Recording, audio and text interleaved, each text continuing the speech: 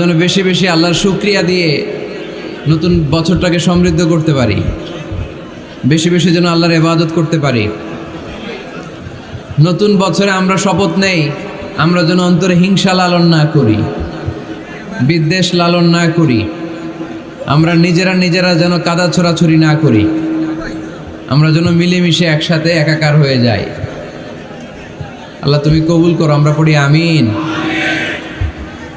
60টা জিনিস মানুষ মরে যাওয়ার পরে তার কবরে পৌঁছতে থাকে। ইন্না মিম্মা ইয়ালহাকুল মুমিন মিন হাসানাতিহি বা'দা মাউতিহি, মানুষ মরে যাওয়ার পরেও যে 60টা জিনিস তার কবরে পৌঁছায় তার মধ্যে একটা হচ্ছে মসজিদান বানাহু, সে যে মসজিদ বানিয়ে গিয়েছে ওই মসজিদের সওয়াব। সুবহানাল্লাহ পড়েন।